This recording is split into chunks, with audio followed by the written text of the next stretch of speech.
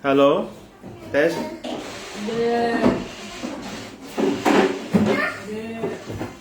Halo, halo, halo. Halo, tes. Sudah masuk ya? Suara sudah masuk? Oke. Halo, halo, halo. Halo. Oke, suara sudah masuk. Sudah masuk ya? Suara sudah masuk. Bismillahirrahmanirrahim. Oke, suara sudah masuk. Ya. Assalamualaikum warahmatullahi ta'ala wabarakatuh. Bismillahirrahmanirrahim. Pada malam hari ini kita mengaji kembali kitab Risalah Ahli Sunnah wal Jamaah karya Hadratus Syekh Kiai Haji Muhammad Hasyim Asy'ari. Pada kesempatan kali ini kita sudah memasuki hari ke-10. Hari ke-10. Sebelumnya mari kita membaca tawassul ila hadratin Nabi Mustafa Muhammad Rasulullah sallallahu alaihi wasallam wa ala alihi wa ashabihi wa man tabi'ahum bi ihsanin ila yaumiddin wa ila hadratin jami'il ulama'il amilin wal awliya wa suhada'i wa sholihin, khususan muallif hadzal kitab Risalah Ahli Sunnah wal Jamaah Hadratus Syekh Kiai Haji Muhammad Hasyim Asy'ari wa muhaqqiqihi Kiai Haji Isamuddin Hadik wa jami'i masyayikh ma'adir boyo wa abaina wa umatina wa jami'il muslimina wal muslimat wal mu'minina wal mu'minat al ahya'i minhum wal amwat. Lahum al-Fatihah. A'udzu billahi minasy syaithanir rajim. Bismillahirrahmanirrahim. Alhamdulillahi rabbil alamin. Arrahmanir rahim. Maliki yaumiddin. Iyyaka na'budu wa iyyaka nasta'in. Ihdinas siratal mustaqim. Siratal ladzina an'amta 'alaihim ghairil maghdubi 'alaihim waladdallin. Rabbi firli wa liwalidayya. Amin. Bismillahirrahmanirrahim. Faslun, pasal atau subbab fi bayani itsmiman, dalam menjelaskan dosanya seseorang, da'a yang mengajak, ila dhalalatin kepada kesesatan, ausanna atau berbuat menciptakan tradisi,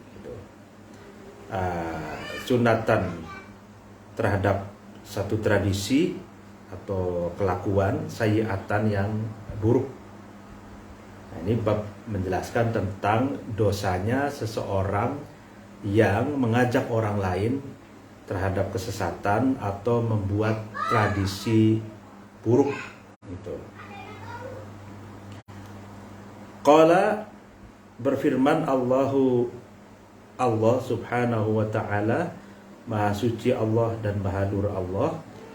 Apa yang firman Allah berupa liyahmilu awzaruhum kamilatan yaumal qiyamati wa min awzaril ladzina yudillunahum.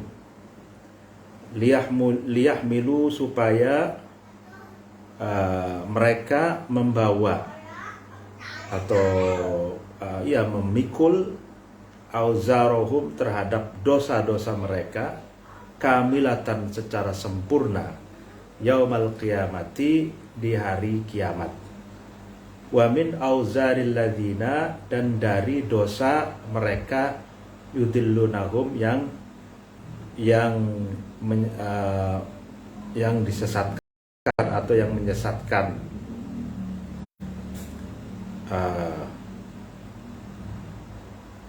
Jadi firman Allah di sini artinya bahwa orang-orang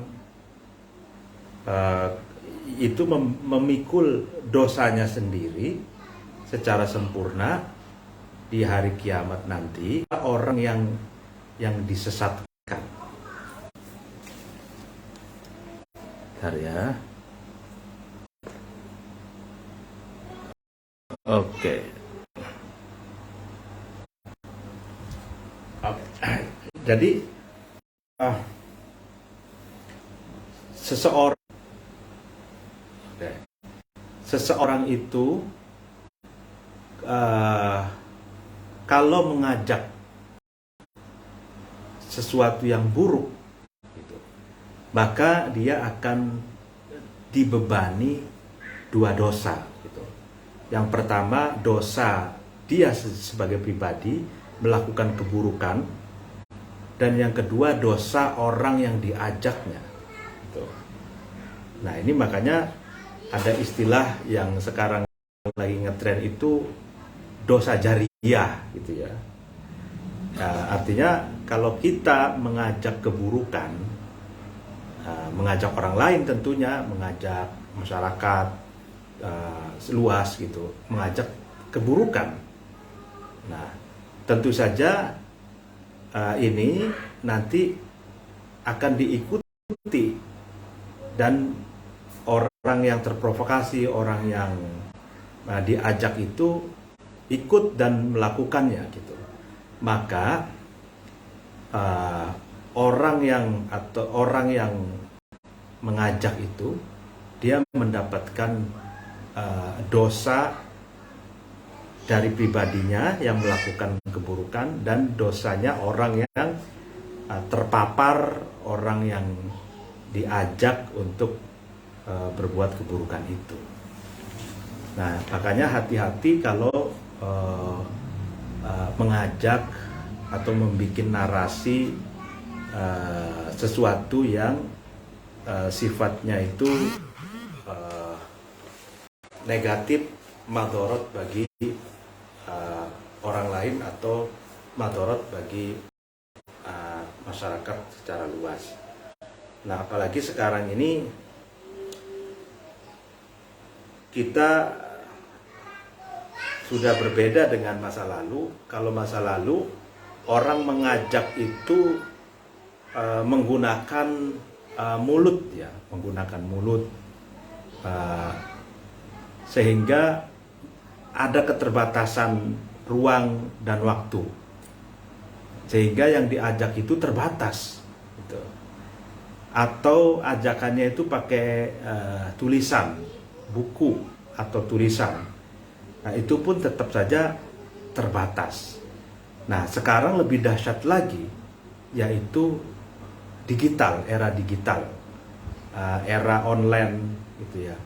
Sehingga ketika kita menulis sesuatu atau membuat narasi di media online, maka itu jangkauannya jauh lebih luas daripada ucapan secara lisan ataupun tulisan secara fisik di dalam buku atau di dalam lembaran, gitu. Sebab kalau media online, media digital itu langsung diserap oleh konsumen, oleh pembaca dunia, gitu, internasional. Selagi seseorang itu mengakses dunia digital dimanapun, dari negara manapun, dia bisa mengkonsumsinya. Nah, kalau misalkan kita membuat narasi mengajak pada keburukan melalui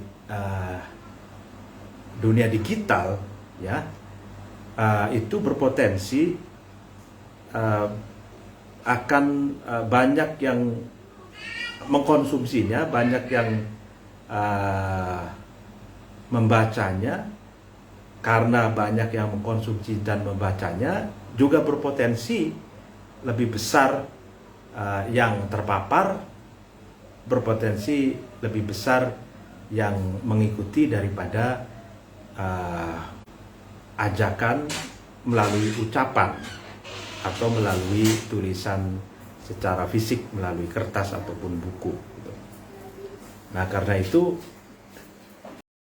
kalau ajakannya kepada keburukan, maka maka itu kalau yang terpapar, yang terpapar, yang terprovokasi, yang ikut terhadap ajakan kita itu, terhadap keburukan itu lebih banyak, maka dosa kita juga akan lebih banyak, seperti itu. Nah, ini bahaya gitu. Kita mengajak keburukan, lalu kemudian ada yang mengikuti satu, maka dari satu orang itulah ketika dia melakukan apa yang telah kita ujarkan, maka kita mendapatkan dosa satu. Kalau dua orang, berarti kita terbebani dua dosa. Dua orang, dua dosa. Tiga dosa. 1000 dosa. 1 juta dosa. Nah, makanya itu berhati-hatilah kalau membuat narasi di era digital ya, karena jangkauannya lebih luas, lebih masif gitu ya. Wa akhraja Abu Dawud wa Tirmidzi, diriwayatkan atau dikeluarkan oleh Abu Dawud dan Imam Tirmidzi an Abi Hurairah, dari Abi Hurairah radhiyallahu anhu, semoga Allah meridhai Abi Hurairah, qala, Abi Hurairah berkata, bersabda Rasulullah SAW, Rasulullah SAW. Apa yang dikatakan Rasul? Man, barang siapa da'a, itu mengajak, ila huda, kepada petunjuk, ya kan, petunjuk atau kebenaran, pencerahan, karena maka ada lahu, bagi seseorang itu, minal ajri, dari pahala, mithlu ujuri man, sebagaimana ganjaran ya pahalanya seseorang, tabi'ahu, yang mengikutinya, la yanqusu, yang tidak berkurang, zalika, yaitu al-ajru, pahala, min ujurihim, dari pahala-pahala orang yang mengikutinya itu, syai'an, sesuatu atau sedikit pun.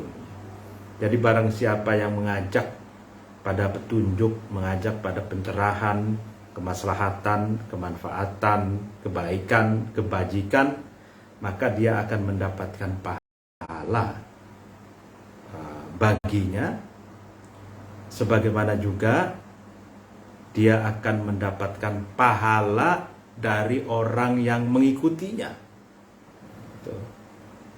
Di mana pahalanya sendiri itu tidak berkurang sama sekali dari pahala orang yang mengikutinya itu.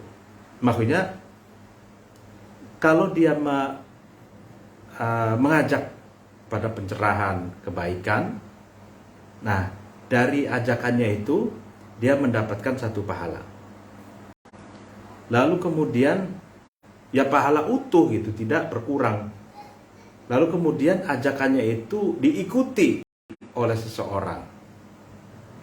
Nah, seseorang ini yang mengikuti itu mendapatkan pahala sendiri, ya kan, secara utuh, dan orang yang mengajaknya pun itu akan mendapatkan pahala yang kedua, yang lipat dua dari orang yang mengikutinya itu. Nah, jadi semacam mengajak kebaikan, kebajikan itu semacam investasi gitu. Kalau kita investasi mengajak kebaikan, ya kan, maka kita akan mendapatkan keuntungan, pahala berlipat ganda gitu. Kitanya dapat keuntungan karena kita berinvestasi, dan kita pun mendapatkan keuntungan dari keuntungannya orang yang mengikuti kita. Akan tetapi orang yang mengikuti kita pun juga mendapatkan pahala secara utuh, tanpa berkurang satu apapun. Artinya bukan berarti kalau pahalanya orang yang mengikuti itu juga didapatkan oleh orang yang mengajak, itu bukan berarti mengurangi itu pahala orang yang mengikutinya itu. Jadi pahala pengikut kebaikan utuh itu sempurna, meskipun pahala yang orang-orang yang mengikuti itu juga didapatkan oleh orang yang mengajaknya gitu. Nah ini penting ya makanya kalau misalkan kiai punya ribuan santri, alumninya jutaan misalkan. Nah, lalu kemudian apa yang pernah dilontarkan, diujarkan oleh kiai itu diikuti, gitu ya. Dan itu berupa kebajikan, kebaikan, kemajuan, maka akan terus mengalir pahala itu dari pengikutnya yang mengamalkan apa yang diucapkan atau apa yang diajaknya yang tempat masa lalu dulu gitu ya. Gitu, makanya ini terkait dengan ilmu yuntafa bih gitu ya. Jadi in qata'a amalu ibnu adam illa bisalas, ya kan, akan terputus amal anak Adam kecuali 3 perkara. Yang pertama sedekah jariyah, lalu ilmu yuntafa bih, ilmu yang bermanfaat, dan waladun sholeh yad'ullah. Nah, ilmu yang bermanfaat itu tidak terputus. Maksudnya ketika seseorang itu ilmunya bermanfaat, barokah, dia disebarkan ilmunya itu ke guru, ke santri-santrinya, ke murid-muridnya gitu ya. Lalu kemudian dia meninggal. Nah, murid-murid yang masih hidup ini kan mengamalkan apa yang sudah didapatkan oleh gurunya, oleh kiainya, yang disampaikan oleh kiainya yang telah meninggal. Sehingga terus meskipun kiai itu sudah meninggal, dia akan mendapatkan terus kiriman pahala dari santri-santrinya, dari murid-muridnya yang mengamalkan ilmunya yang pernah kiai itu sampaikan ketika masih hidup. Faman, barang siapa da'a, mengajak ila dhalalatin, kepada ketersesatan atau kesesatan, kana, maka ada, alaihi, ya kan, atas seseorang itu, minal ismi, dari dosa, ada mithlu athamiman, seperti atau sebagaimana dosanya seseorang tabi'ahu yang mengikutinya, la yanqusu, tidak berkurang, zalika, dosanya dia, min athamihim, dari dosa-dosanya seseorang yang mengikutinya, syai'an, sesuatu, atau ya tidak berkurang suatu apapun, atau tidak berkurang sedikit pun. Nah, ya begitupun mengajak pada keburukan itu, dia akan mendapatkan dosa gitu ya, karena dia mengajak keburukan, plus sekaligus juga dia mendapatkan dosa dari orang yang mengikutinya. Hanya hati-hati, kalau ini kan banyak, kalau misalkan kita kaitkan soal propaganda, radikalisme, terorisme, ya kan, mereka menyebarkan narasi-narasi kebencian, narasi bom bunuh diri atas nama jihad gitu ya, lalu kemudian kerusakan gitu, lalu kemudian ada orang yang terpapar dari narasi itu, bahkan mengamalkannya sampai jadi teroris, misalkan amaliyat dan lain-lain. Maka orang yang menggulirkan narasi menghalalkan kekerasan atas nama agama itu, dia mendapatkan dosa berlipat ganda gitu. Dosa bagi dirinya karena dia telah menyebarkan doktrin yang destruktif, doktrin yang merusak, dan sekaligus dia juga mendapatkan dosa dari orang yang terpapar, orang yang mengikuti fatwa-fatwa atau mengikuti pandangan-pandangan yang menghalalkan kekerasan itu. Jadi hati-hati. Jadi inilah resiko orang yang mengajak. Jadi mengajak kepada kebaikan, dia akan mendapatkan pahala berlipat ganda, dan mengajak keburukan juga dia akan mendapatkan dosa yang berlipat ganda. Wa akhroja, dan meriwayatkan atau mengeluarkan Muslimu Imam Muslim min riwayati Abdurrahman bin Hilal, dari riwayat Abdurrahman bin Hilal, an Jarir bin Abdullah al-Bajili, dari Jarir bin Abdullah al-Bajili radhiyallahu anhu, semoga Allah meridhoinya, fi hadisin, dalam redaksi hadis tawilin yang panjang. Qala, Jarir bin Abdullah berkata, fihi, di dalam hadis itu, faqala, kemudian bersabda Rasulullah SAW, Rasulullah SAW, apa yang dikatakan Rasul, man, barang siapa, sanna, ya kan, membuat tradisi, membuat kelakuan atau etik, tradisi fil islami, di dalam Islam, sunatan, terhadap satu tradisi, hasanatan, yang baik. Jadi barang siapa yang membuat sebuah tradisi, artinya tradisi itu satu kegiatan yang dilakukan oleh seseorang, lalu kemudian juga dilakukan secara komunal, dilakukan secara masif misalkan. Nah, itu barang siapa yang membuat tradisi itu di dalam Islam, tapi yang dibuat itu tradisi baik, tradisi yang baik gitu. Falahu, maka bagi seseorang itu ajruha, pahalanya sunatan hasanah itu, tradisi yang baik itu. Wa ajruman, dan juga mendapatkan pahalanya seseorang amila, yang melakukan, yang mengamalkan biha, terhadap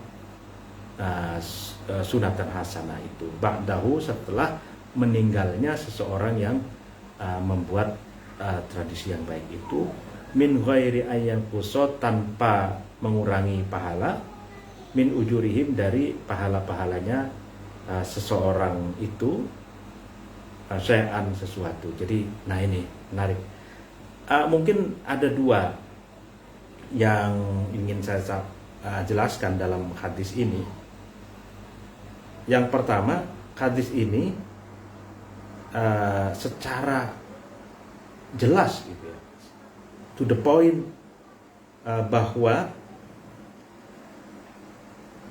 kalau seseorang itu membuat tradisi, ya, membuat kreasi, gitu kan, membuat satu tatanan baru, membuat satu etika baru, gitu kan, yang baik, gitu ya, di dalam Islam, maka dia akan mendapatkan pahala karena dia membuat tradisi yang baik itu, dan sekaligus mendapatkan pahala dari seseorang yang mengamalkannya, gitu ya. Dan pahala orang yang mengamalkannya pun ini tidak berkurang sama sekali. Bukan berarti kalau orang yang membuat tradisi itu mendapatkan pahala dari apa yang telah dilakukan orang yang mengikutinya, lalu kemudian berkurang, enggak sama sekali. Jadi masing-masing mendapatkan pahala, hanya saja yang perintis tradisi yang baik, dia akan mendapatkan berlipat ganda pahala. Seberapa banyak yang mengamalkan tradisi yang dia ciptakan, nah sebanyak itulah dia mendapatkan pahala. Itu yang pertama yang dikehendaki dari hadis ini. Yang kedua, gitu, hadis ini dengan jelas gitu, membolehkan bahkan mendapatkan pahala bagi seseorang yang membuat tradisi baik di dalam Islam gitu.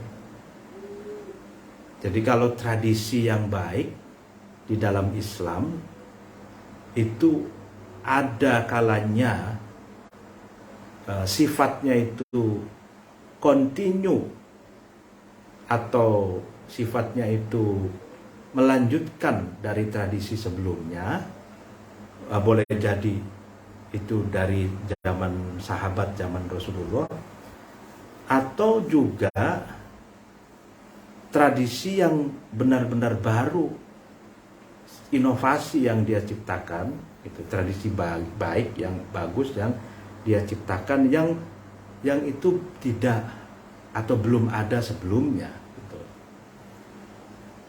Nah, ini baik melanjutkan tradisi yang baik yang sudah ada atau menciptakan tradisi baru yang sebelumnya belum ada, ini sama-sama akan mendapatkan pahala gitu.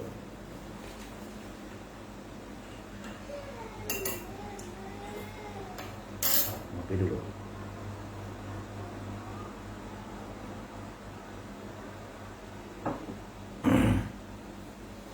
Contohnya, misalkan membuat organisasi. Kalau membuat organisasi itu kan termasuk bid'ah khilafiyah ya. Jadi bid'ah yang diperdebatkan.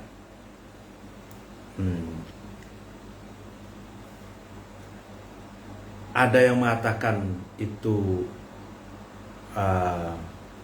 sesuai dengan semangat dari doktrin Islam yang ada di dalam Al-Quran dan hadis, karena Rasulullah ataupun di dalam Al-Quran itu mengisyaratkan bahwa Allah dan Rasulnya itu memberi motivasi, memberi anjuran agar umat Islam itu berkumpul, bersatu gitu,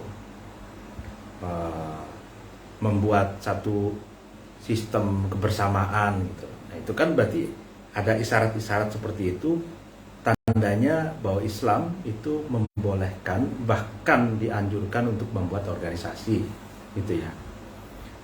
Nah, lalu kemudian masyarakat atau ulama Nusantara ini bikinlah organisasi Wali Songo misalkan. Para pendakwah Islam pertama di tanah Jawa itu Wali Songo, organisasi itu Wali Songo itu.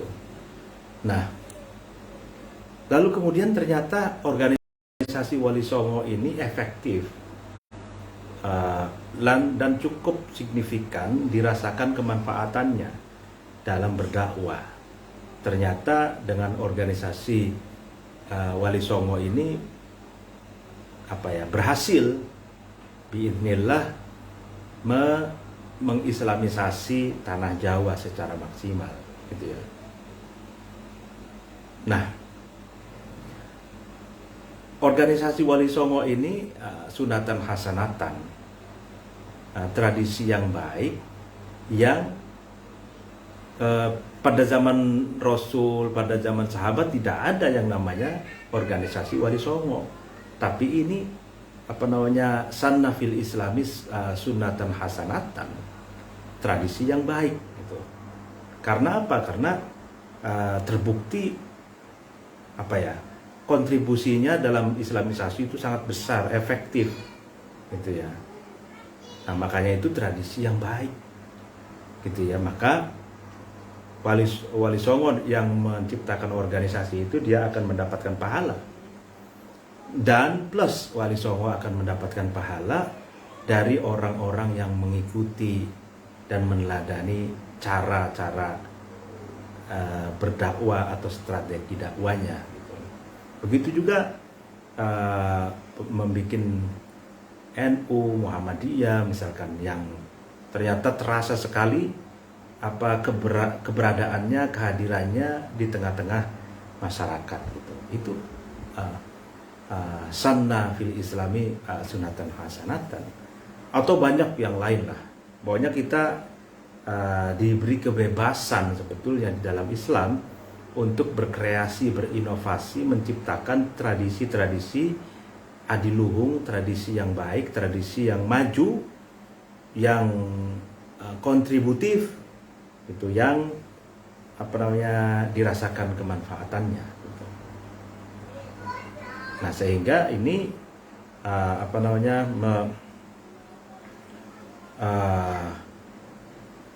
memperkuat tentang bahwa bid'ah itu ada bid'ah hasanah, ada bid'ah dolalah. Ya kan, bid'ah hasanah ini sunatan hasanatan, tradisi yang baik. Bid'ah hasanah, itu juga orang yang menciptakannya itu akan mendapatkan pahala.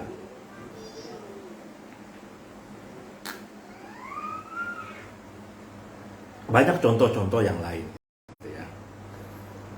Orang yang menciptakannya itu akan mendapatkan pahala dari yang dia rintis, dan akan mendapatkan pahala plus dari orang yang mengikutinya gitu.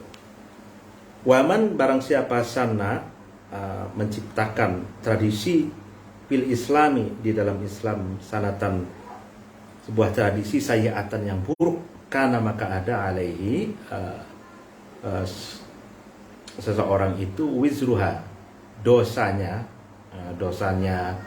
tradisi yang buruk itu, wa wizruman, dan dosanya seseorang amila yang mengamalkan biha dengan sunnah sayyi'ah itu, dengan tradisi buruk itu, ba'dahu, setelah meninggalnya seseorang yang menciptakan atau yang merintis, min ghairi an kuso, dengan tanpa mengurangi, min auzarihim, dari dosa-dosanya seseorang yang mengamalkan itu syai'an, sesuatu. Nah, sebaliknya gitu, barang siapa yang menciptakan di dalam Islam tradisi buruk, maka dia akan mendapatkan dosa, ya kan, berlipat ganda juga, ya kan, dosa dia membuat tradisi buruk, dan yang kedua dosa orang yang mengamalkannya setelah dia tidak ada atau setelah dia wafat, di mana dosanya itu tidak mengurangi sama sekali. Artinya orang yang menciptakan tradisi buruk mendapatkan dosa secara komprehensif, orang yang mengamalkannya juga mendapatkan dosa secara komprehensif, tapi orang yang merintis ini selain mendapatkan dosa dia sendiri, juga mendapatkan dosa dari orang yang mengamalkannya atau yang mengikutinya, tanpa mengurangi dosa orang yang mengikutinya itu, atau juga sebaliknya. Jadi itu ya, makanya hati-hati dalam menciptakan sebuah inovasi tradisi. Kita lihat bagaimana patokannya gitu, atau barometernya sunnah hasanah dengan sunnah sayyi'ah ini. Ya gampang. Yang pertama, tentu saja tidak menyekutukan Allah. Yang kedua, ada nilai manfaatnya bagi diri dan orang lain, gitu. Dirasakan kontribusinya, kemaslahatannya, dan tidak ada unsur negatif atau unsur yang merusak. Nah, itu sunnah hasanah. Nah, tapi sebaliknya, kalau tradisi yang diciptakan itu mengandung keburukan, berpotensi merusak gitu ya, apalagi boro-boro manfaat gitu ya, ini sudah berpotensi merusak gitu, atau juga benar-benar merusak, ya maka ya itu standar bagi sebuah tradisi yang disebut dengan tradisi yang buruk itu. Makanya tradisi itu ada yang, kalau seorang pemikir Aljazair yang tinggal di Prancis tuh suka dengan istilah tradisi kecil, tradisi besar gitu ya. Tradisi besar tuh tradisi universal yang itu ada sejak zaman Nabi misalnya. Tapi kalau tradisi kecil atau T kecil dengan T besar gitu ya, T kecil ini tradisi yang kecil-kecil yang diciptakan secara lokalitas oleh masyarakat lokal masing-masing atau oleh para tokoh masing-masing gitu. Nah, jadi itu semua sama saja. Yang terpenting adalah apakah tradisi itu kontributif, mendorong kemajuan, kemaslahatan dan kemanfaatan atau tidak. Kalau iya, maka itu tradisi yang baik. Kalau tidak, alih-alih ingin meraih kemanfaatan, malah justru dia berpotensi merusak gitu, atau bahkan bukan hanya berpotensi tapi betul-betul akan merusak. Maka tradisi yang diciptakan itu adalah tradisi yang buruk gitu.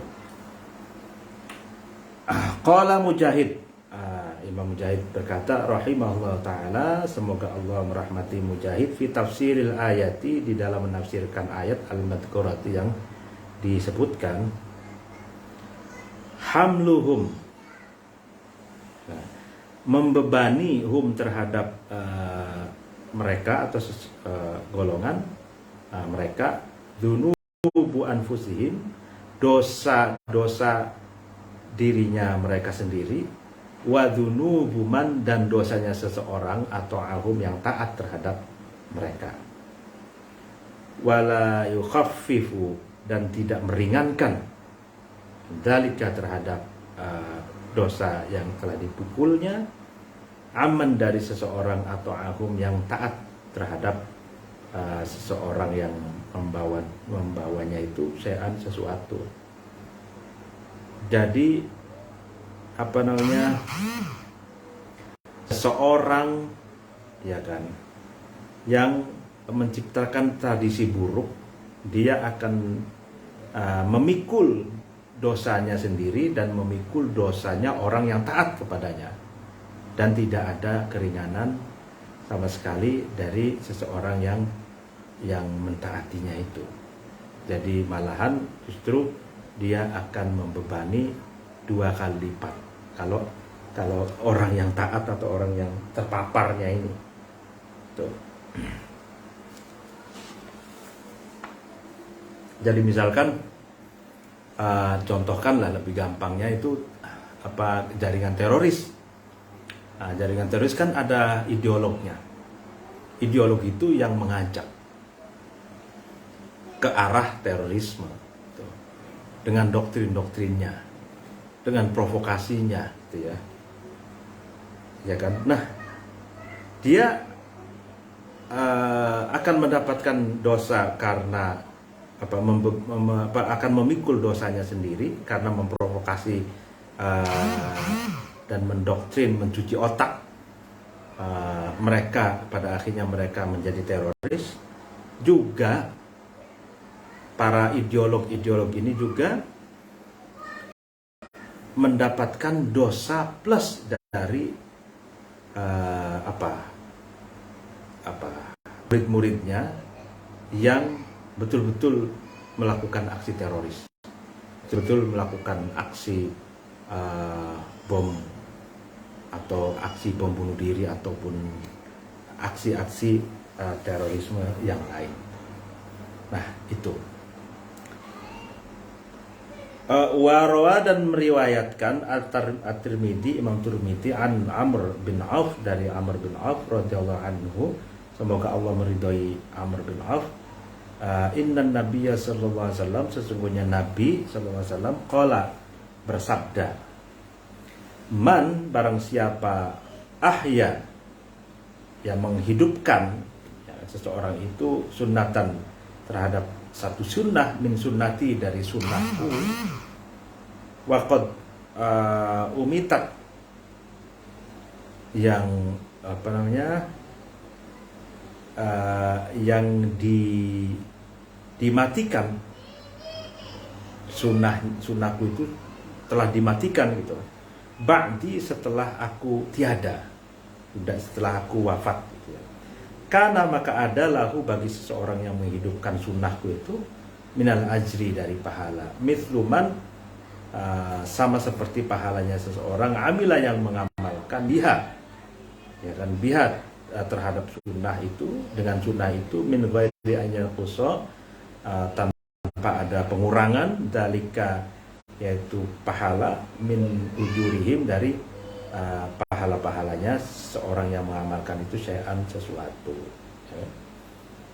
Jadi Rasulullah mengatakan, barang siapa yang menghidupkan satu sunnahku dari sekian banyak sunnah-sunnahku ya kan, setelah sunnah itu rupa-rupanya sudah tidak beredar, rupa-rupanya sudah tidak dihidupkan atau sudah mati gitu ya, terus dihidupkan sama seseorang itu, maka dia akan mendapatkan pahala, juga mendapatkan pahala bagi orang yang mengamalkannya setelah dia gitu, atau orang yang mengamalkan karena dia mengikuti seseorang yang telah menghidupkan sunnah itu.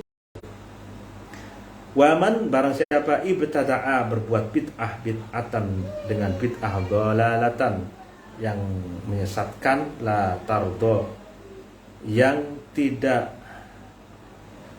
meridhoi terhadap bid'ah itu, Allah wa Rasulullah, dan Rasulullah, karena maka ada alaihi, atas seseorang itu, mithlu athamiman, sebagaimana dosanya seseorang amila, yang mengamalkan seseorang itu biha, terhadap bid'ah, la yanqusu, maka tidak berkurang, dalika, ya dosanya itu, min auzarin nasi, dari dosa-dosa manusia, syai'an, sesuatu atau sedikit pun gitu ya.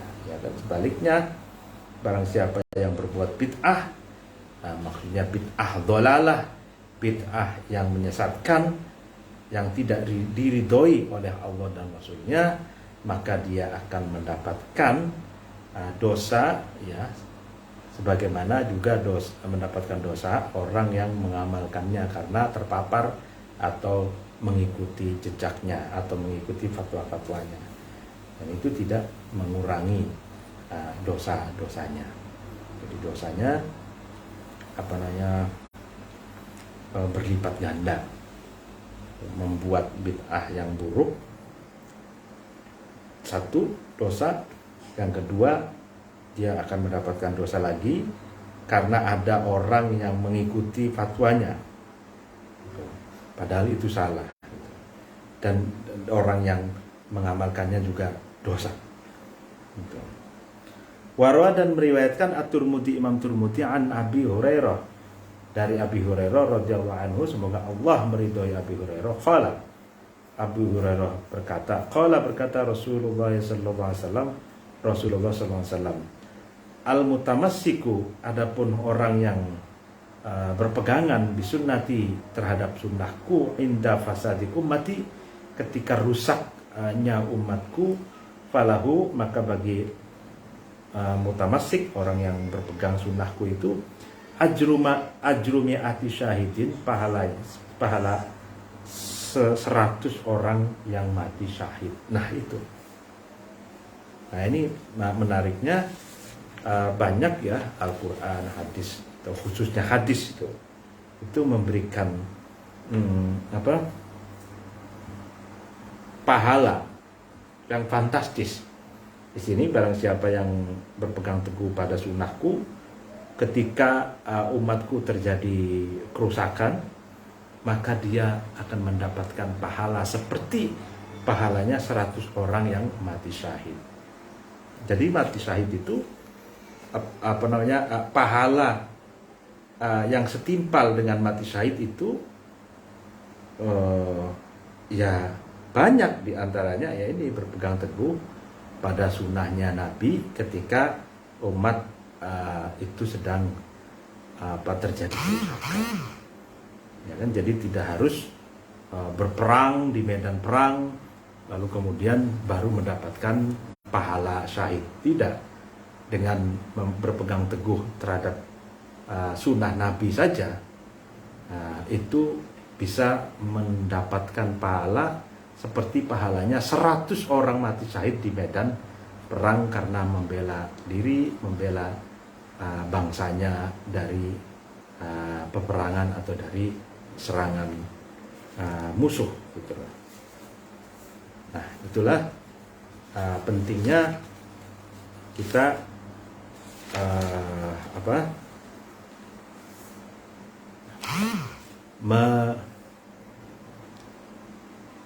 menciptakan narasi damai, menciptakan narasi yang baik, manfaat, maslahat, kontributif gitu ya.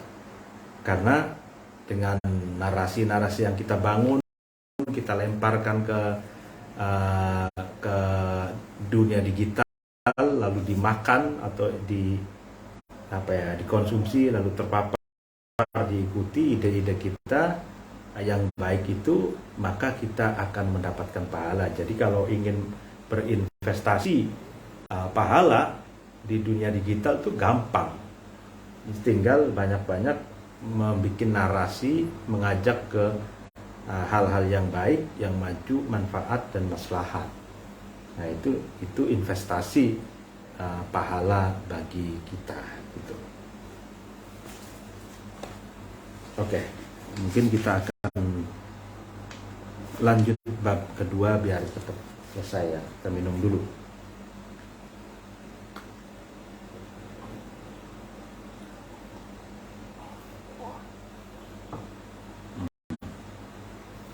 Faslun fi bayani iftiraqi ummati Muhammadin.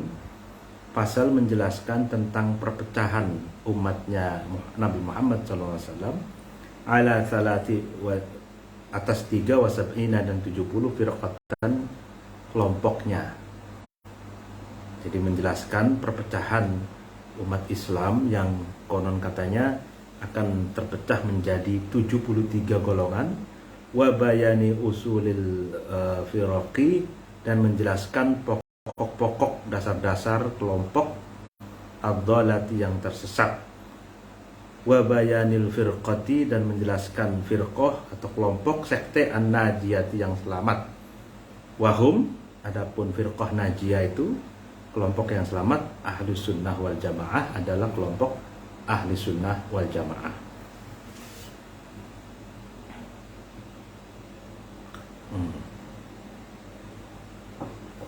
Rawa meriwayatkan Abu Dawud wa Turmudi dan Imam Turmudi, wa Ibnu Majah dan Ibnu Majah, an Abi Hurairah dari Abi Hurairah radhiyallahu anhu, semoga Allah meridainya. Berarti hadis ini ada di Sunan Abu Dawud, di Turmudi, di Ibnu Majah. Berarti di kitab hadis yang seatasnya kayak Muslim, lalu kemudian Bukhari itu tidak ada. Nah, dan bahkan ini juga hadis ini ditemukan di kitab-kitab yang ada di perbandingan sekte kayak Milal wan Nihal, ya kan, tuh, atau karyanya Ibnu Hazm gitu ya. Itu Sahrostani ya kalau Milal wan Nihal, atau Ibnu Hazm itu ya bicara tentang agama-agama dan sekte-sekte juga gitu. Inna Rasulullah SAW sesungguhnya Rasulullah SAW berkata, qala itu berkata, iftaraqat, sudah akan atau terjadi perpecahan al-Yahud, agama Yahudi ala ihdai, atas 71 dan 70 firqatan kelompoknya. Jadi Yahudi itu telah terpecah menjadi 71 sekte, 71 golongan katanya.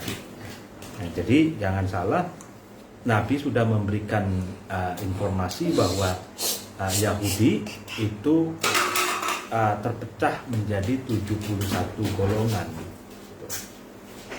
Jadi banyak ya. Jadi ada Yahudi Ortodok, ada Yahudi Reformis, ada Yahudi Zionis, ada Yahudi yang lainnya ya. Nah itu ada 71, sehingga kita tidak bisa memukul rata dan kita tidak bisa menyamaratakan orang-orang yang beragama Yahudi, karena ada 71 sekte atau 71 golongan. Wa tafarraqat, dan terpecah an-Nasara, agama Nasrani, ala islaini, atas 72 dan 70 firqatan kelompoknya. Nah, sedangkan agama Nasrani terpecah menjadi 72 golongan. Ya, kalau kita lihat fenomena sekarang itu kan Nasrani itu ada Katolik, ya kan, Katolik itu Roma, lalu kemudian ada Protestan yang diciptakan Martin Luther King yang protes terhadap kebijakan gereja Katolik, sehingga dia menciptakan aliran baru yaitu Protestan. Lalu kemudian ada lagi Kristen atau Nasrani evangelis, ada Mesianik, ada Ortodok, ada juga di Mesir itu Kipti, ada juga di Syria itu Kristen Ortodok, dan banyak sekali Kristen atau Nasrani yang lain. Apalagi kalau Protestan konon katanya jauh lebih banyak. Gitu. Nah, wa tafarraqat, dan terpecah umatku ala salasin, atas 73 apanya firqatan kelompoknya. Sedangkan umatku katanya maksudnya umat Islam itu terpecah menjadi 73 golongan. Ya, 73 golongan. Ya, ada Qadariyah, ada Jabariyah, ada Murji'ah, ada Khawarij, ada Mujassimah, ada Syiah, ada Ahli Sunnah wal Jamaah. Ahli Sunnah wal Jamaahnya itu terpecah lagi, ada Ahli Sunnah wal Jamaah Asy'ari, Maturidi, gitu kan. Ada juga yang Hambali, gitu kan. Dan ini belakangan juga pengikut Muhammad bin Abdul Wahab Wahabi itu juga mengaku Sunni, itu Salafi Sunni, itu padahal juga kalau menurut ahli sunnah Asy'ariyah dan Maturidi, Wahabi itu bukan Sunni tapi Khawarij, gitu ya, Khawarij modern, gitu. Lalu banyak sekali. Kalau di Indonesia turun lagi ada NU, ada Muhammadiyah, ada Persis, ada Perti, ada Nahdlatul Wathon, ada Matla'il Anwar, ada Al-Irsyad dan lain sebagainya. Gitu.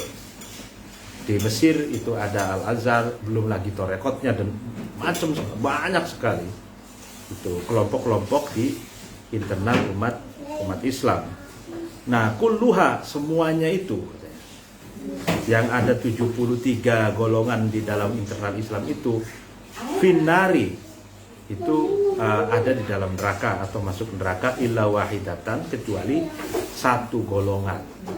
Qalu, sahabat itu berkata atau bertanya, man, siapa hum, mereka itu, mereka yang dimaksud satu golongan yang dikecualikan itu, ya Rasulullah,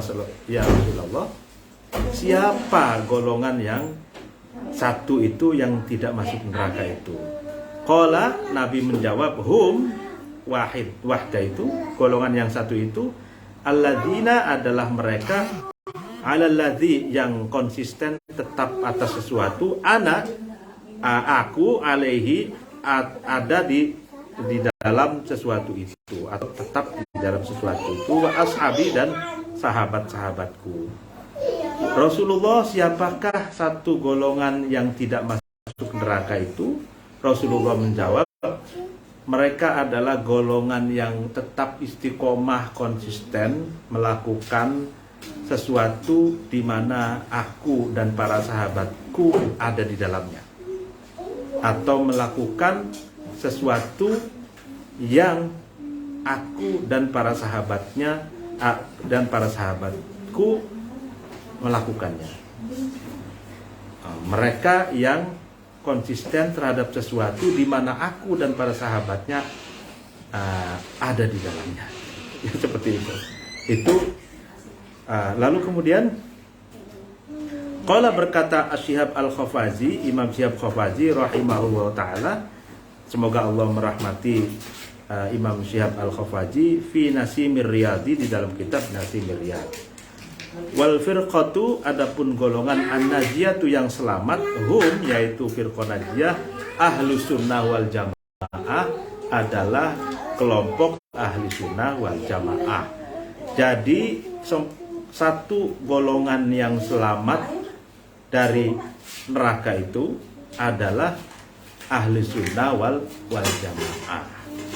Nah, saya ingin mensyarahi atau ingin sedikit mengulas hadis ini. Hadis ini sebetulnya ada dua versi. Gitu. Ini di kitab Kashful Khafa karya Imam Al-Ajluni. Nah, di dalam kitab Kashful Khafa itu dikatakan, redaksinya itu ada yang mengatakan kulluhum finnar illa wahida, semuanya masuk neraka kecuali satu golongan. Ada lagi hadis yang kedua, kulluhum fil jannah illa wahida, semuanya itu masuk surga kecuali satu golongan. Nah, lalu kemudian kalau redaksi yang pertama, kulluhum finnar illa wahida, semua golongan itu masuk neraka kecuali satu. Siapa yang satu itu? Ahli sunnah wal jamaah. Tapi kalau redaksi yang kedua, kulluhum fil jannah illa wahida, semuanya masuk surga kecuali satu. Siapa satu itu? Yang tidak masuk surga, yaitu orang-orang yang zindik, gitu ya. Nah, itu ada di kitab Kashful Khafa. Nah, lalu kemudian ada lagi Syekh Fudail Al-Qusi. Fudail Qusi ini salah satu syekh atau ulama Al-Azhar Kairo Mesir. Beliau menarik di dalam tulisannya di kitab Hawamish An-Nidhamiyah, Hasyiyah Nidhamiyah, ya, beliau mensyarahi kitab Tauhid An-Nidhamiyah. Nah, kitab An-Nidhamiyah ini karya Al-Juwaini, Imam Al-Juwaini. Imam Juwaini itu terkenal disebut dengan Imam Haramain, guru dari Imam Al-Ghazali. Nah, An-Nidhamiyah disyarahi oleh Syekh Fudail Al-Qusi.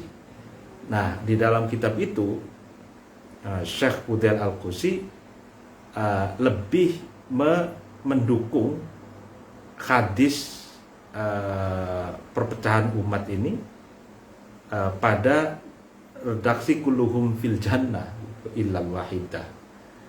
Jadi kata Syekh Fudail Al-Qusi, yang mendekati kebenaran katanya itu hadis yang redaksinya kulluhum fil jannah illal wahida. Jadi semua masuk surga kecuali satu. Satu itu adalah zindik. Gitu. Nah ini apa namanya, perbedaan-perbedaan semacam ini penting untuk kita ketahui agar kita juga bisa melihat sisi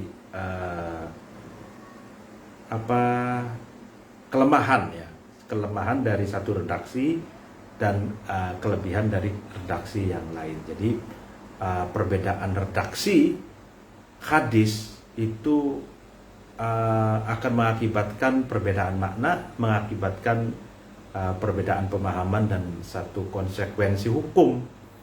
Gitu. Kalau kulluhum finnar illal wahid itu tandanya betapa sempit sekali gitu. Di eksklusif sekali gitu. Surga hanya milik satu golongan. Tetapi kalau dalam redaksi kulluhum fil jannah illal wahid berarti kan surga itu milik banyak golongan kecuali satu golongan saja yang tidak masuk ke ini sehingga Fudail Qusi menganalisa bahwa kalau kulluhum finnar ilal wahid, wahid ini adalah firqah najiyah, kelompok yang selamat itu hanya satu. Nah ini akan berpotensi perpecahan, perebutan makna, gitu. Ya perebutan klaim, ya mengklaim masing-masing itu menjadi firqah najiyah. Ini kelompokku yang najiyah ini, kelompokku yang najiyah, yang selamat itu hanya kelompokku, kelompok kalian salah. Nah, kelompok yang lain juga mengatakan kelompok kami yang benar, kelompok kalian salah, kelompok kami yang selamat, kelompok kalian tidak selamat. Nah berpotensi pengakuan diri, klaim kelompok, dan karena perebutan makna sehingga itu akan berimplikasi pada hubungan-hubungan sosial. Itu intoleran, lalu kemudian saling judgment gitu, saling penghakiman, klaim truth claim, klaim kebenaran hanya milik kelompoknya sendiri, kelompok yang lain salah gitu ya. Nah ini seperti itu konsekuensinya kalau yang diambil kulluhum finnar illal wahid. Nah, tapi kalau misalkan yang kita ambil kulluhum fil jannah illal wahid, nah itu menandakan konsekuensinya adalah bahwa perbedaan itu selagi berdasarkan ijtihad yang matang dan memenuhi syarat rukun ijtihad, toh pada akhirnya terjadi perbedaan pendapat, ya itu nggak masalah, semuanya akan masuk surga, seperti itu. Jadi Imam Malik, Imam Syafi'i, Imam Hambali, itu turuq ilal jannah. Jadi jalan yang dirintis oleh Imam Syafi'i itu adalah jalan menuju surga. Jalan yang dirintis oleh Imam Malik adalah jalan menuju surga. Imam Hambali masuk surga. Yang pertama itu jalan yang dibikin oleh Imam Abu Hanifah masuk surga, dan seterusnya gitu. Karena kulluhum fil jannah. Gitu. Begitu juga dalam tasawuf, lalu dalam teologi gitu ya.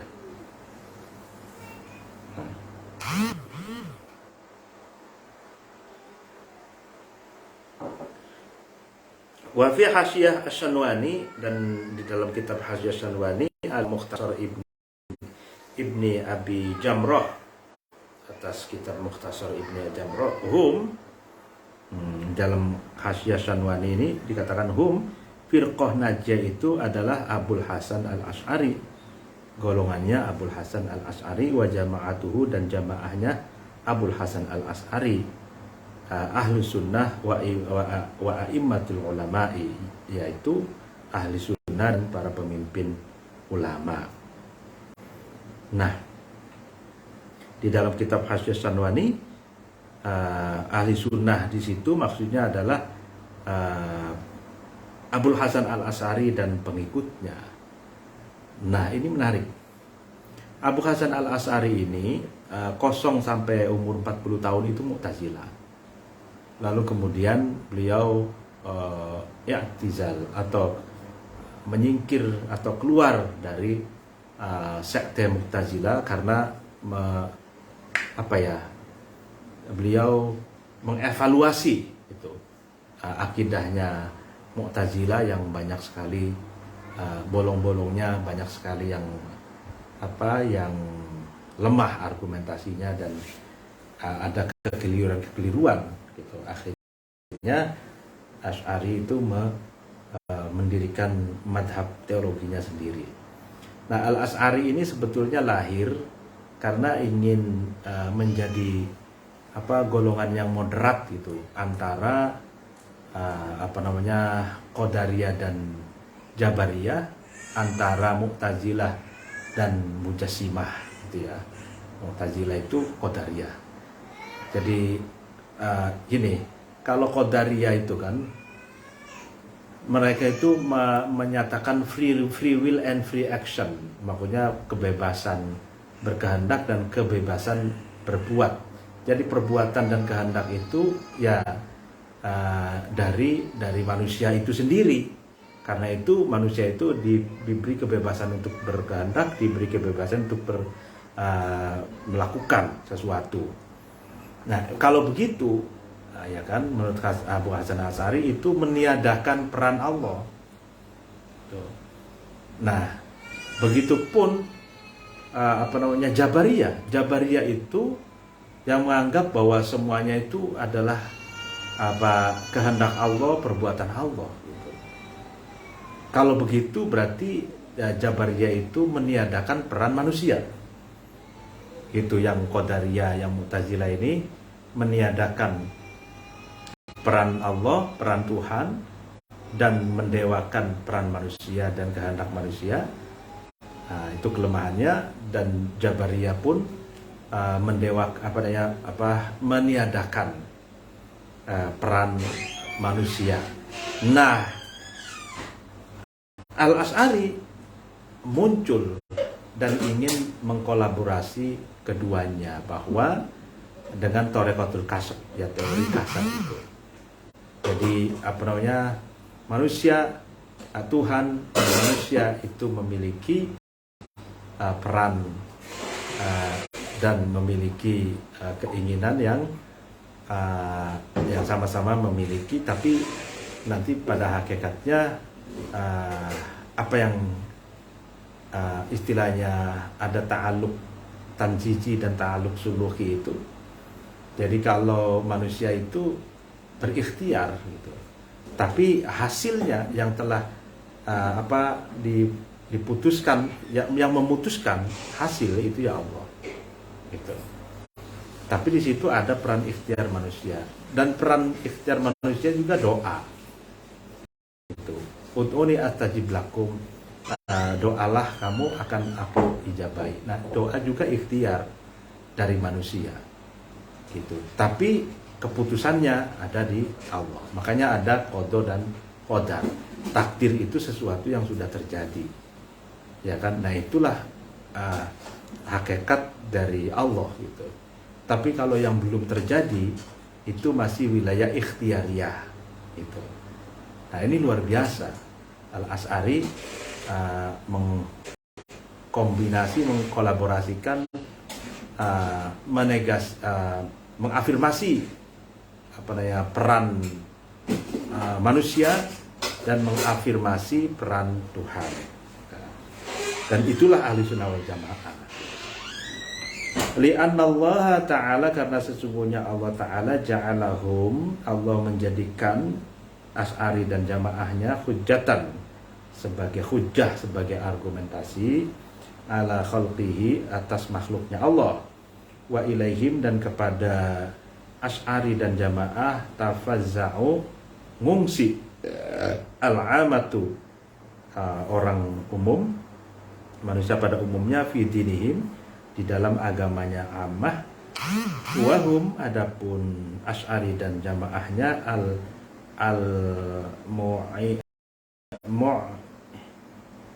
mu'niyuna, yang diinginkan, biqaulihi, dengan firman, dengan perkataan Nabi SAW. Apa yang dikatakan perkataan Nabi itu, innallaha, sesungguhnya Allah, la yajma'u, tidak mengumpulkan, ummati, terhadap umatku, ala dolalatin, atas ketersesatan, atau kepada kesesatan. Nah, jadi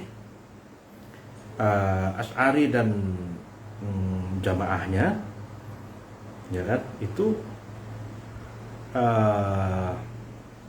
kalau kita tarik ke sejarahnya, itu juga cukup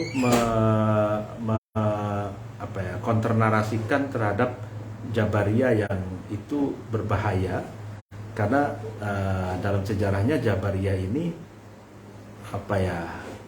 dimanfaatkan oleh rezim gitu.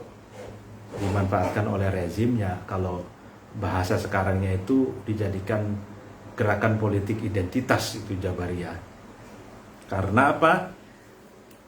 Ya, dan ini dalam sejarah Jabariyah ini digunakan oleh politik Muawiyah, dinasti Muawiyah. Ada dialog-dialog Muawiyah dengan Abu Dzar Al-Ghifari. Misalkan Abu Dzar Al-Ghifari mengatakan bahwa harta di Baitul Mal atau kas negara itu, ya kan, keuangan negara itu malul muslimin. Makanya tasarukanlah, gunakanlah untuk kemaslahatan rakyat dan kemaslahatan kaum muslimin sebesar-besarnya. Nah, tapi oleh rezim Muawiyah dikatakan bukan, katanya, harta ini adalah harta Allah gitu, yang Allah titipkan kepada saya gitu. Begitu juga dalam mengokohkan eksistensi kekuasaannya juga dengan menggunakan politik Jabariyah. Dia mengatakan, saya ini jadi raja, ini kehendak Allah, gitu kan. Kalau Allah tidak berkehendak, maka aku pun tidak akan menjadi raja, gitu. Nah, karena itu barang siapa yang ingin merongrong atau ingin merebut kekuasaan dari tanganku, sama saja dia ingin mengingkari kehendak Allah. Gitu. Nah, itu Jabariyah, tapi yang dijadikan sebagai argumentasi politik identitasnya Muawiyah agar langgeng kekuasaannya. Dia membungkam suara-suara oposisi dengan argumentasi seperti itu. Barang siapa yang ingin merebut kekuasaan dariku, berarti dia mengingkari kehendak Allah, karena aku menjadi raja ini memang kehendak Allah, gitu. Nah, itu politik identitas ya. Jadi identitas itu seperti itu. Jadi sejarahnya sejak Muawiyah itu ya. Qala, berkata Al-Imam Abu Mansur bin Thahir At-Tamimi, Imam Abu Mansur bin Thahir At-Tamimi, fi syarhi hadal hadis, di dalam mensyarahi hadis ini, apa yang dikatakan, qad alima, sungguh tahu, ashabul maqalati, ashabul maqalah, pemilik perkataan ini, innahu, sesungguhnya Nabi sallallahu alaihi wasallam, lam yarid, Nabi itu tidak menghendaki, ya, bil firaqi, dengan golongan-golongan al-madmumati yang tercela, ya kan? Al-mukhtalifina yang terhadap golongan yang berbeda pendapat, fi furu'il fikhi dalam masalah cabang-cabang fikih, min abwabil halali dari bab-bab tentang halal wal harami dan haram. Artinya Nabi itu tidak menghendaki apa yang dimaksud firqah al-madbumah, golongan yang tercela itu adalah golongan yang berbeda-beda dalam persoalan fikih tentang bab halal ataupun haram. Itu bukan itu yang dimaksud. Gitu. Wa inna maqasada, akan tapi Nabi itu bermaksud bidzami dengan celaan atau mencela itu man terhadap seseorang khalafa yang menyelisihi atau yang berbeda pendapat ahlal haqqi terhadap ahli hak fi usulit tauhid, di dalam pokok tauhid, wa fi takdiril khairi, dan dalam memperkirakan atau dalam takdir baik, wasyari dan buruk, wa fi syurutin nubuwati, dan dalam masalah syarat-syarat kenabian, nubuat, warisalati, dan utusan, wa fi muwalati sahabati, di dalam menghormati, menyayangi sahabat, wama, dan sesuatu jaro yang berlaku majro hadhil abwabi, yang berlaku di bab-bab ini. Jadi kalau yang maksud firqah atau golongan yang tercela itu tidak dalam konteks golongan yang berbeda pendapat dalam bab masalah fikih. Masalah fikih itu longgar, silahkan berijtihad. Perbedaan pendapat sesuai dengan ijtihad masing-masing itu nggak masalah gitu loh. Tapi yang dimaksud ada firqah madmumah, golongan yang tercela itu adalah golongan yang berbeda jalan, berbeda pemikiran dengan para ahlul haq dalam masalah tauhid itu. Itu kalau dalam fikih nggak masalah, tapi kalau dalam tauhid itulah yang dimaksud adanya firqah najiyah, ada firqah madmumah, ada firqah yang selamat, golongan yang selamat, ada yang golongan yang tercela gitu. Kalau di dalam fikih tidak. Di annal mukhtalifina, karena orang berbeda pendapat fiha di dalam bab tauhid, ya kan, qad kafaro, itu sungguh mengkafirkan ba'duhum, sebagian golongan, ba'don terhadap sebagian yang lain, ya kan. Konsekuensinya itu katanya kalau bab tauhid ini perbedaan pendapat itu berujung saling mengkafirkan gitu. Itu kalau bab tauhid ya. Tapi kalau bab fikih itu enggak gitu. Ya dalam bab fikih itu kan paling banter saling ini menurut saya halal, oh ini menurut saya haram. Menurut saya ini najis, oh ini menurut saya tidak najis. Menurut saya ini batal, oh menurut saya tidak batal. Menurut Imam Syafi'i batal, menurut Imam Abu Hanifah tidak batal. Menurut Imam Syafi'i halal, menurut Abu Hanifah haram. Hanya begitu saja, tidak saling mengkafirkan. Tapi kalau perbedaan tauhid itu berujung saling mengkafirkan. Nah ini bikhilafin nawa'i, berbeda dengan macam al-awwali yang pertama, yaitu soal fikih itu. Fa'innahum, maka sesungguhnya kelompok yang berbeda pendapat itu ikhtalafu, berbeda pendapat fihi, di dalam masalah fikih, min ghairi takfirin, dengan tanpa saling mengkafirkan, wala tafsikin, dan tidak saling menganggap fasik terhadap lil mukhalifi fihi, terhadap orang yang berbeda. Ya, jadi kalau perbedaan fikih itu tidak saling mengkafirkan dan tidak saling menganggap fasik gitu. Tidak menganggap fasik terhadap orang yang berseberangan pendapatnya, yang berbeda pendapatnya gitu. Fayarji'u, kemudian merujuk atau kembali takwilul hadisi, takwil atau tafsir hadis fi iftiraqil ummati, dalam perpecahan umat, ila hadan nau'i, kepada inilah macam minal ikhtilafi, dari perbedaan pendapat. Jadi maksudnya kalau di dalam bab tauhid itulah perbedaan pendapat. Di dalam tauhid itu nanti ada yang tercela, ada yang selamat gitu. Nah, tapi ini menarik. Hadratus Syekh itu istilahnya, kata-katanya itu firqah najiyah dan firqah madmumah gitu. Tapi tidak ada firqah kafiroh gitu, tidak mengkafirkan gitu.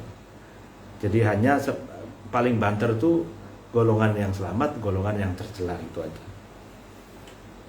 Waqad hadasa, dan sungguh datang ya, fi akhiri ayyami sahabati, di akhir masa sahabat, apa yang datang atau terjadi ya, ada khilaful qadariyati, perbedaannya golongan qadariyah, min Ma'bad al-Juhni, dari seorang yang bernama Ma'bad al-Juhni, wa ittibaihi, dan pengikutnya. Jadi Ma'bad al-Juhni inilah yang mencetuskan golongan atau madhab Qadariyah. Wa tabarra'a, dan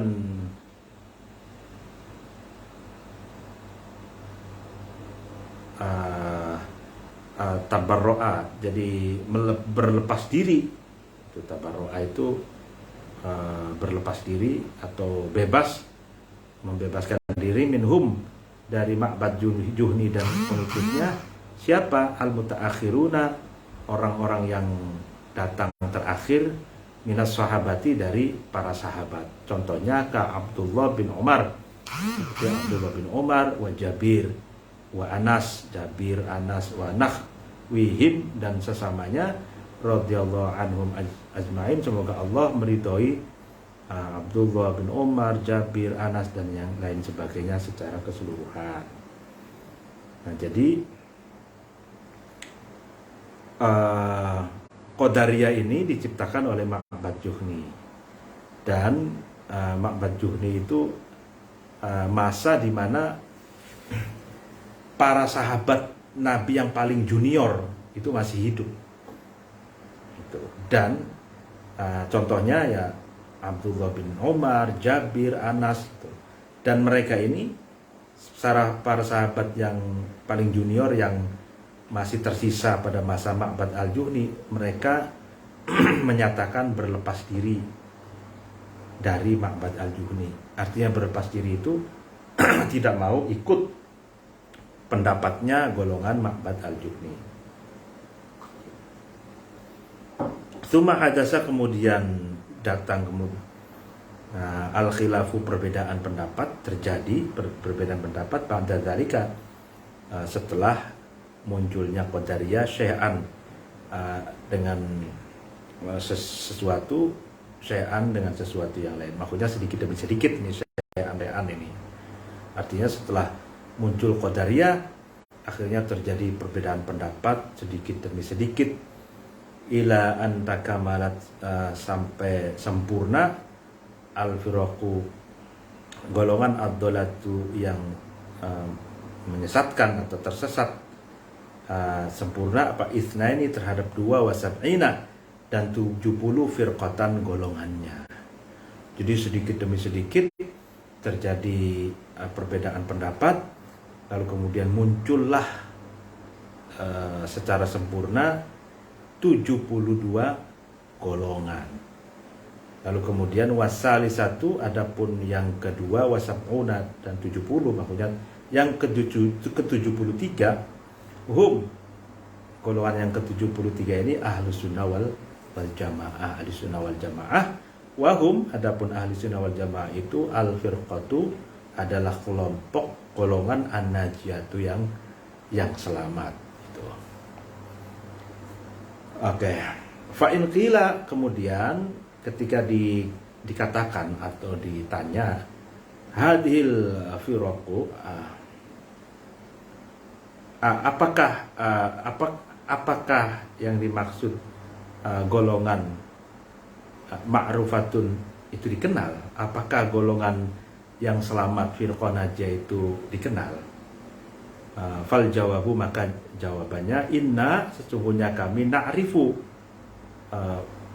mengenal atau tahu, al iftiraqa, terhadap perpecahan, wa usulal furuki, dan pokok-pokok golongan, ya, perpecahan golongan dan pokok-pokok golongan-golongan yang terjadi perpecahan itu.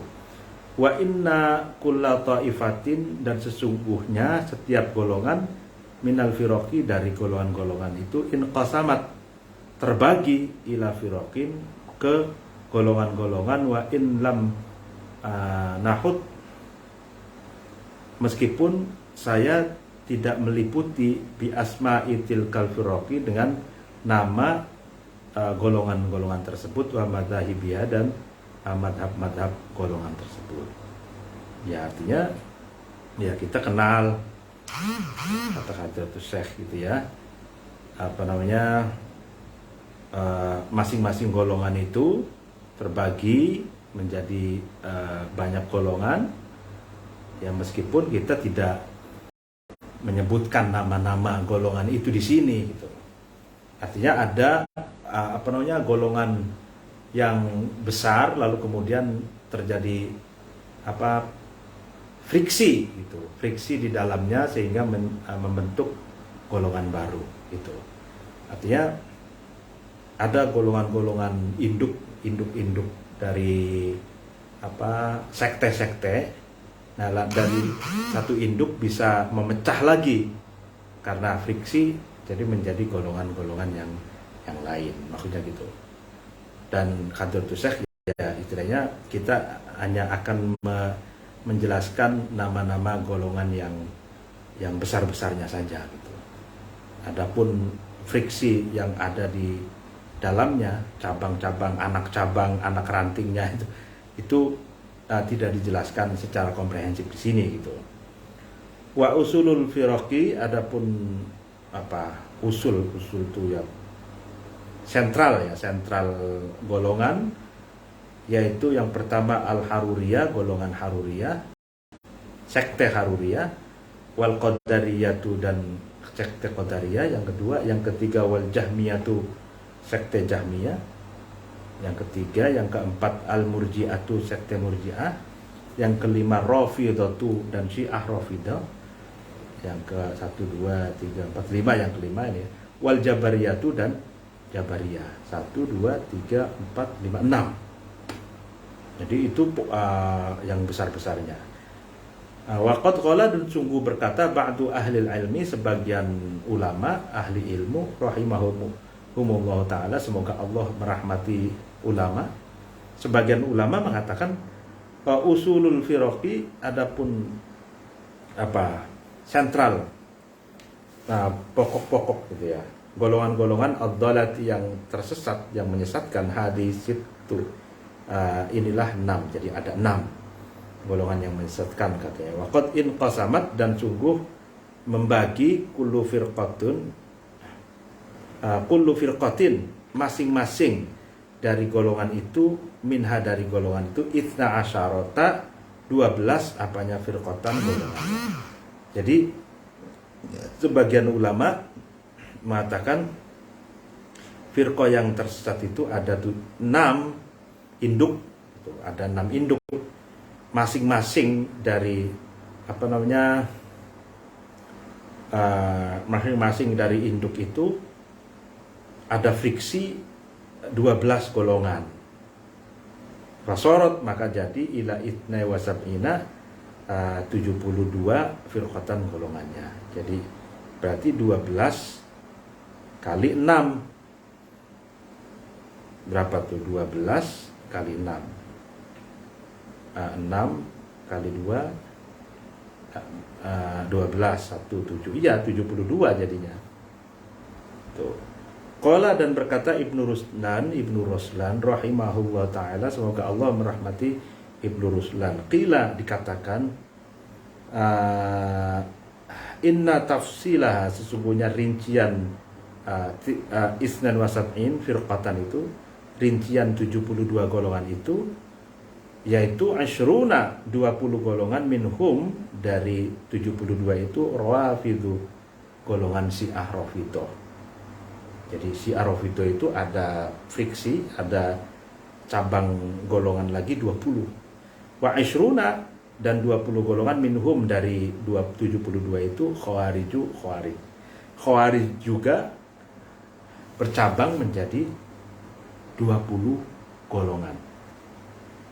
Nah, bentar, sampai di sini saya akan sedikit jelaskan lagi. Syiah itu, soal Syiah Rafidhah itu ya, ada 20 katanya di sini. Nah, kalau dalam konteks sekarang ini, Syiah itu ada tradisi marja. Marja itu rujukan. Jadi ulama yang dijadikan rujukan fatwa-fatwanya. Sekarang itu misalkan ada Syiah yang merujuk ke Iran. Iran itu adalah Khamenei, ya kan? Khamenei. Lalu kemudian ada rujukan marja Irak, itu nama marjanya Ali Sistani, ya, Ali Sistani. Lalu kemudian di Lebanon itu ada Hizbullah itu ya, Hasan Nasrullah, ini Syiah ini. Lalu kemudian ada Houthi di Yaman, itu Houthi itu Zaidiyah. Lalu kemudian ada Yasir Labib yang hidup di barat, di Eropa ya, di barat ya. Yasir Labib itu marja Siroji. Nah, ini yang dikenal marja Syiah yang ekstrim, yang mengumpat para sahabat, ini marja Siroji yang Yasir Labib itu. Kalau marja yang lain itu sudah melarang umatnya untuk mengumpat gitu. Dan itu kan yang besarannya saja ya, ada di Lebanon, ada di Iran, ada di Irak, ada di Yaman, ada di Barat ya, 5. Belum lagi yang itu yang mainstream, yang belum lagi yang tidak mainstream itu lebih banyak lagi gitu. Nah, seperti halnya juga di sini Khawarij itu ada 20. Oke, kita jelaskan Khawarij. Khawarij itu kan orang yang golongan yang tekstualis, yang ekstrim gitu.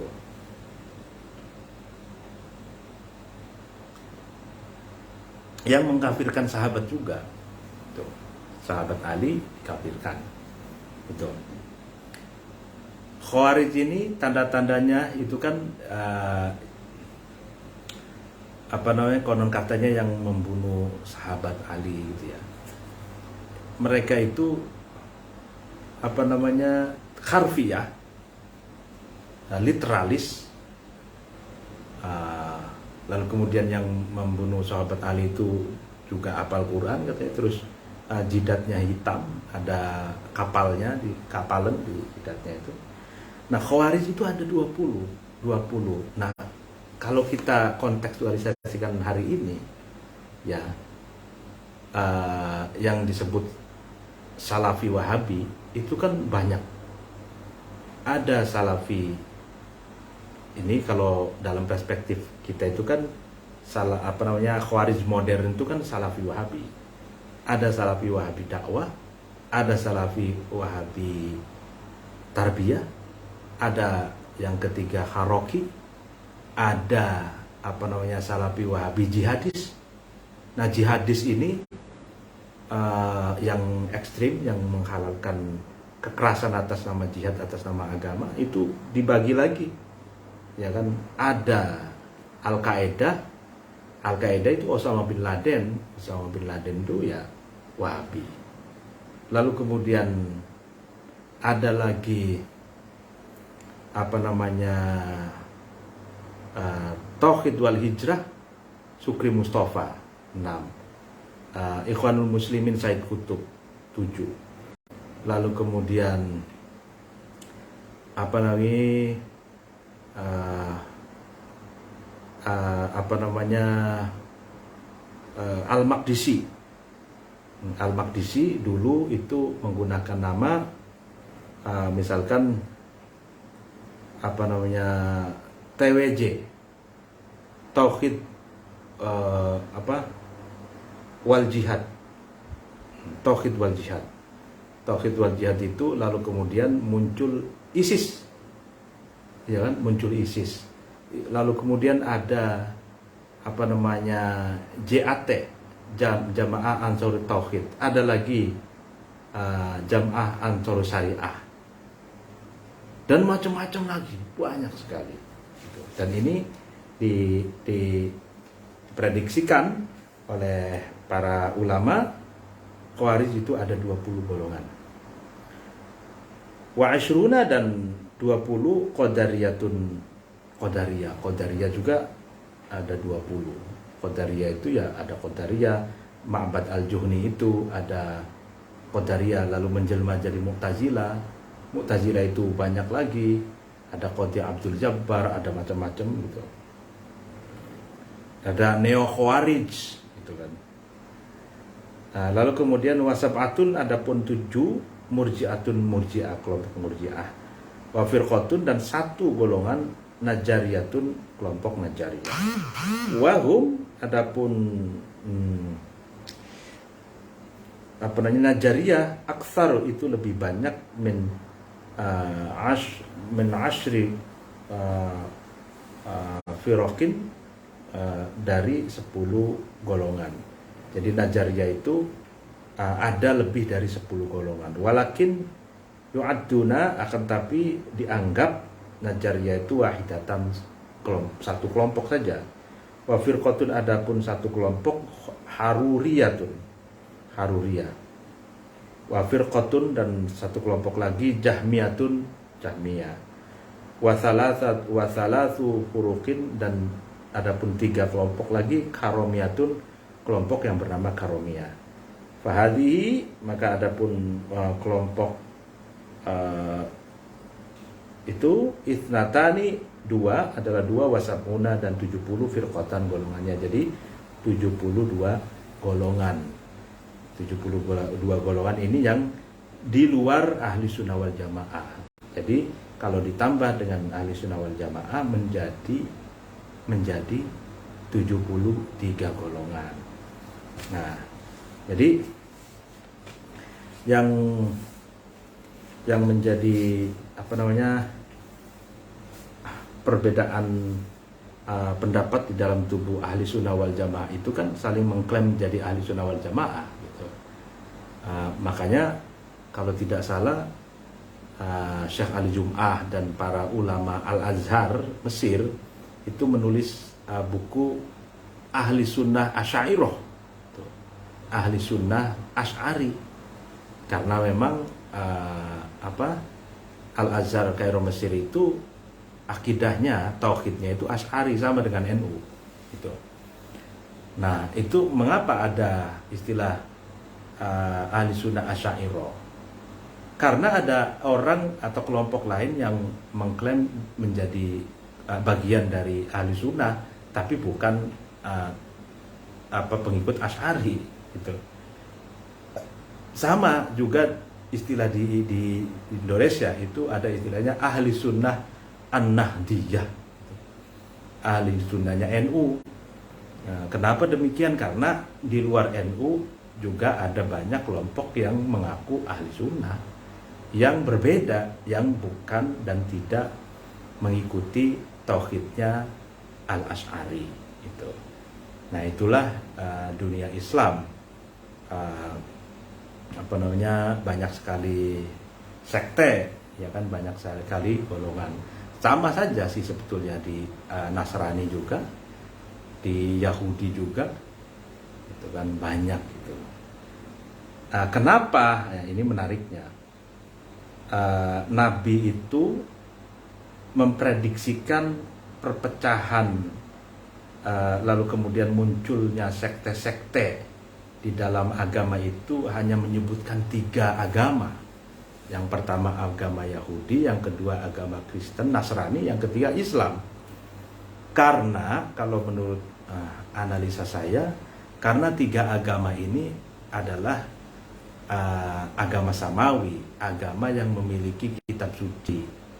Yang pertama Taurat itu Yahudi itu Taurat Musa, Nasrani itu Injil Isa, Nabi Isa, Islam itu kitab suci Al-Quran Nabi Muhammad.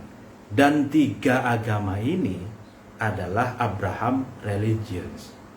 Jadi akarnya itu ke Nabi Ibrahim. Sebab itu semua adalah anak cucu Nabi Ibrahim. Ya kan? Nabi Muhammad Arab itu ke atasnya nyambung ke Nabi Ismail. Nabi Ismail ini putranya Nabi Ibrahim dari istrinya Hajar.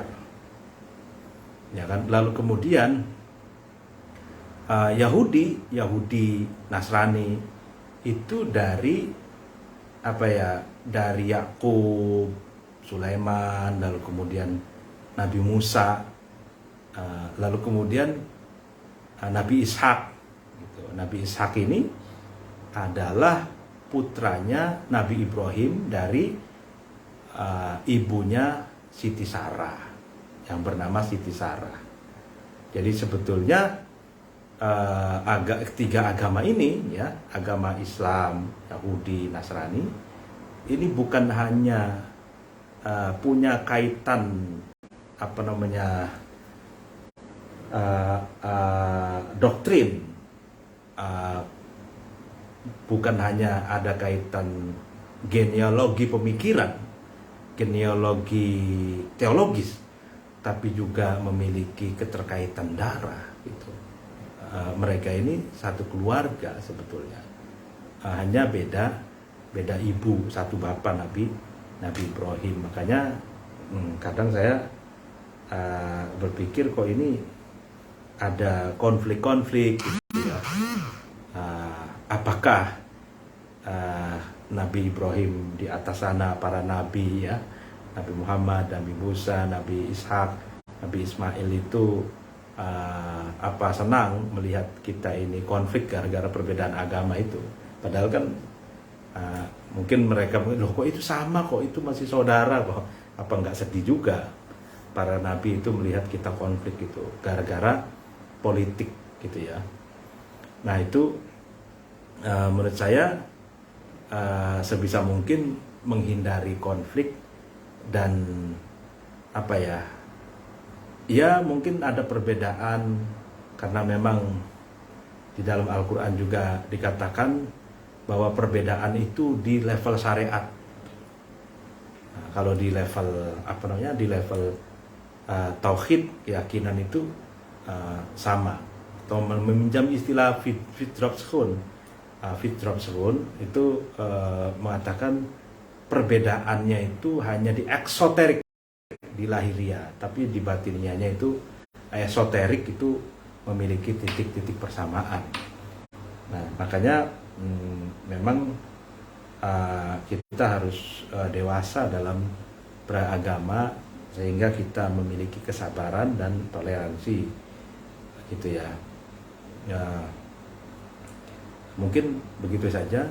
Mohon maaf apabila ada kekurangan dan kesalahan. Wallahul muwaffiq ila aqwamit thoriq. Assalamualaikum warahmatullahi wabarakatuh.